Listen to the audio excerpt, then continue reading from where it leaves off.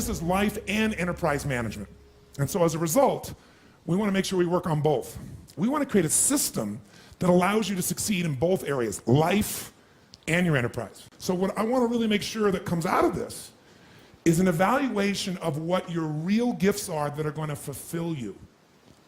Because many of you are living a script around your life that involves having an enterprise when really that may not be your true nature. That's not to say you can't do it. It just means you can do it and you'll be stressed out of your life, stressed out of your mind. And so one of the things we want to find out is how much of that is natural as a problem, how much of that is maybe unnatural. Unnatural meaning you're having problems right now that you shouldn't be having at this stage of development. The most important element is for you to be able to do this, to be able to establish, most importantly, where you really are in your life today. Where are you? And where do you really want to go? What's going to create this extraordinary life? Because some of you right now, if you continue the direction you're going, are going to be successful and unfulfilled, unhappy, and stressed. Because once we get, into a dream, then that dream starts to take on a life of its own. It gives us juice, it gives us energy. But how many of you ever got the dream, achieved your goal, and then thought, is this all there is? How many of you have had this experience? Say, aye. That's more painful than not even achieving it. Because now you've done everything, you've worked it out, and you're successful, and you're not happy. So for some of you, you're going to need to take a look at that. Michael Gerber, the guy that wrote the E-Myth, talks about why so many businesses, young businesses fail. And one of the things he says is most people are not really entrepreneurs, but they think that's what they should be. They think that's the sexy thing, that's the most attractive thing, that's the best answer. And what I say to you is, you got to separate the vehicle from the outcome.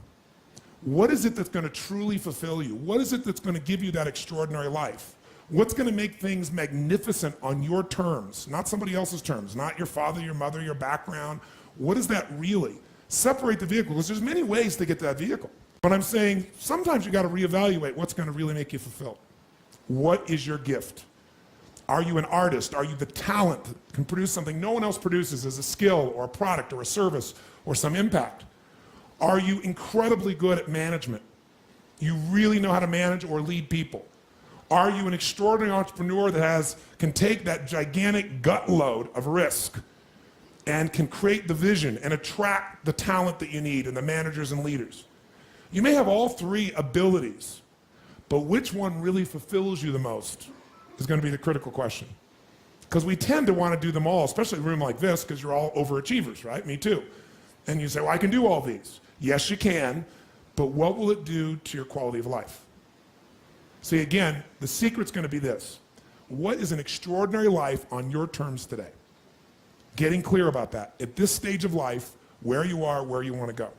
At some level, you have a blueprint, a mindset, a belief system, a philosophy, a set of values that says, if I master this thing called my life or my enterprise, then I'll have this great feeling.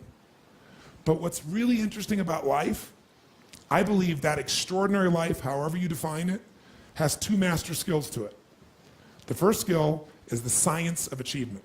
Most of you in this room have achieved enormously at various levels of business or as an individual artist or talent or as an entrepreneur or as a manager or leader, as an investor. I mean, everybody in this room, most of you in this room, have really hit the jackpot by most of the world's standards, even though most of you think it's still not enough.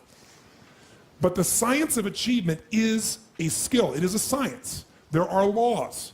So achievement, even this course, to me, that achievement is, business is a spiritual game. That's what I believe. It's a spiritual practice. A lot of people think it's business, oh, that's money, that's this horrible thing over there. And that's one of the reasons that they never get really passionate about it. I'm a very spiritually driven, purpose-driven man. But the reason I love business is I see business as the ability to take the invisible and make it visible. I think that is what spirituality and creation is. It's about how can I find the gift I have to give the world? And how can I give it in a way that truly adds value? Not I think adds value, but the people receiving it, they vote with their feet and say, this truly makes a difference in my life. This is something I value. And then because they become a customer again. Because they're thrilled with it. Because they become a raving fan, not just a satisfied customer. Satisfied customers will leave you. Raving fans will stick with you.